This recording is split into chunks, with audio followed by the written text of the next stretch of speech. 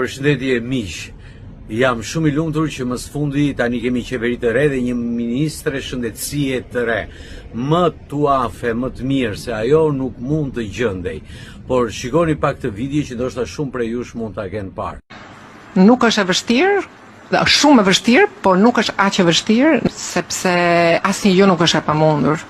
Çdo gjë është e mundur derisa bëhet e pamundur, dhe duhet të bëjmë të mundurën, të gjithçka që të pamundurën ta bëjmë të mundur.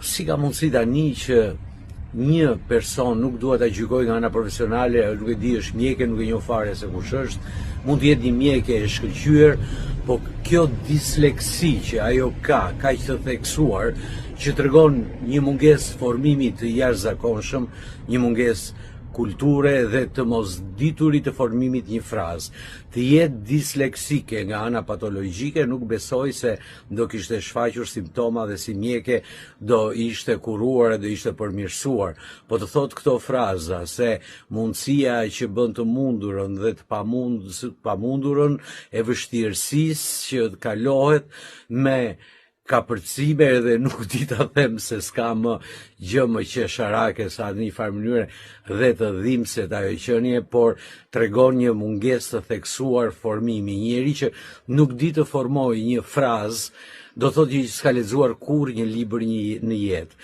Do thotë një njeri që nuk ka kulturë, një njeri që nuk di të artikulojë një mendim, do thotë që ka shumë mungesa për sa i përket formimit të tij, edhe kulturor.